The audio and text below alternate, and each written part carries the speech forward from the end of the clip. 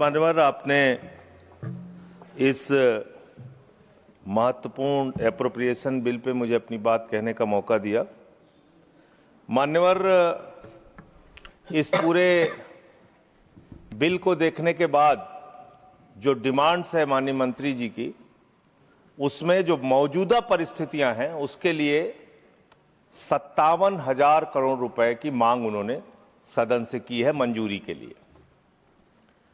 मान्यवर, अभी जब नेता सदन बोल रहे थे तो उन्होंने कहा कि ये जो संकट है, विपत्ति का काल है, इस काल में विपक्ष हमारा साथ नहीं दे रहा है।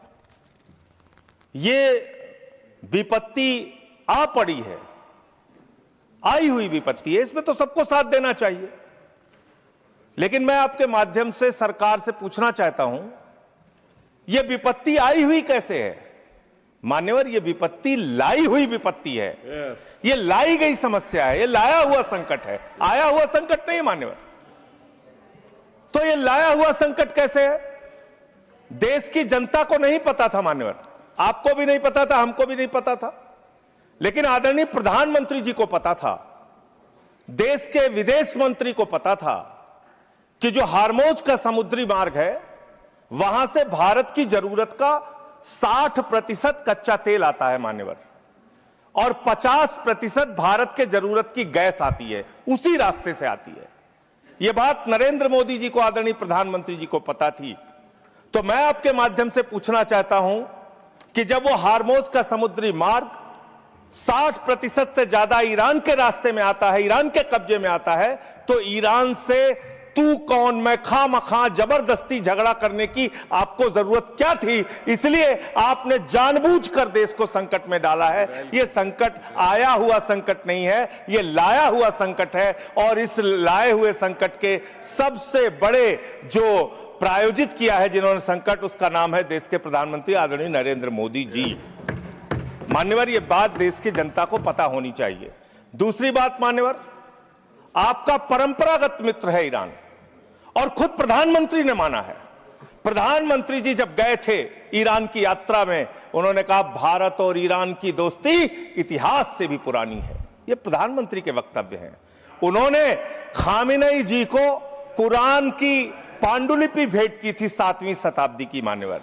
उन्होंने चाबार पोर्ट का समझौता किया था, जिसका बखान प्रधानमंत्री ने खूब किया कि भारत का व्यापार बढ़ जाएगा, पाकिस्तान की अब हमें जरूरत नहीं पड़ेगी, अब हम अपना एक अलग रास्ता बना के और भारत के व्यापार को बढ़ाएंगे। और वहां पर सरकार ने सैकड़ों करोड़ रुपए चाबार पोर्ट पे वेस्ट किया। 2019 तक भारत को ईरान से सस्ता तेल मिलता था, रुपए में तेल मिलता था, गैस मिलती थी, हमारा मित्रतापूर्ण संबंध था उनसे। लेकिन भारत के प्रधानमंत्री खामेनेई की मौत पे खामोश रहते हैं। 160 स्कूली बच्चे मार दिए जाते हैं, खामोश रहते हैं। और इतना ही नहीं मान्यवर, ईरानी नौसेना को हमने अपने युद्धाभ्यास में बुलाया, और जब वो नौसेना का जहाज वापस जा रहा था, 100 नौसैनिक मार दिए गए ईरान के, अमेरिका के द्वारा। प्रधानमंत्री खामोश। हमारे मेहमान मारे गए, एक शोक संवेदना के शब्द हमने नहीं बोले।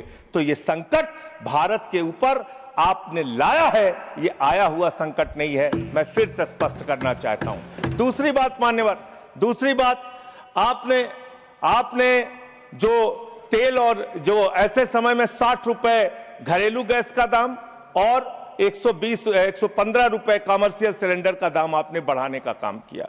तो पूरे देश में एक हाहाकार की स्थिति है।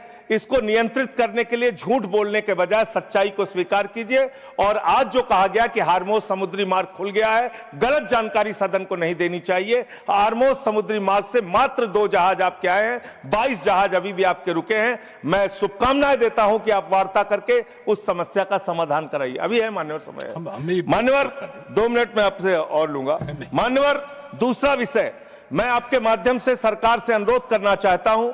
हमारी सेना बहादुरी से देश की सुरक्षा के लिए लड़ती है, और उसके साथ साथ सेंट्रल आर्म्ड पुलिस फोर्स के लोग, जो हमारे केंद्रीय सुरक्षा बल के लोग हैं, वो भी लड़ते हैं, वो भी देश के लिए अपनी कुर्बानी देते हैं। पुलवामा में 40 जवानों ने अपनी शहादत दी मान्यवर, पुलवामा में 40 जवानों ने अपनी शहादत दी। और जो उनका काडर सिस्टम है, यूपीएससी के थ्रू उनकी भर्ती होती है। मैं बस 1 मिनट आपसे लूंगा, बस सर, आधा मिनट, वो खत्म करूंगा, 1 मिनट में खत्म करूंगा सर। मान्यवर, जो यूपीएससी के थ्रू उनकी भर्ती होती है, उसके बावजूद उनके प्रमोशन में उनके साथ नाइंसाफी की जाती है।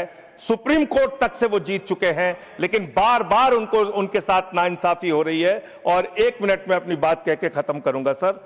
जो प्रमोशन का सिस्टम है उनके साथ, जो अन्याय उनको झेलना पड़ रहा है, वो एक असिस्टेंट, एक डिप्टी कमांडेंट को जो सीआरपीएफ में है, 18 साल में, बस खत्म कर रहा हूं सर, विषय नहीं है ना, 1 मिनट में खत्म कर रहा हूं सर। उसी के लिए डिमांड में चाहता हूं, सरकार के सामने एक प्रस्ताव मेरा।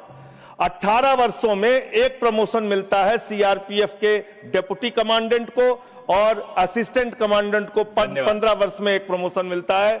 यही हाल बीएसएफ का है। लेकिन जो आईपीएस बैच के अधिकारी हैं, उनको 4-4 प्रमोशंस मिलते हैं। हमें आईपीएस के प्रमोशन से परेशानी नहीं है, लेकिन बीएसएफ में, सर खत्म कर रहा हूं सर, 30 सेकंड में खत्म कर रहा हूं सर, खत्म कर रहा हूं 30 सेकंड में सर।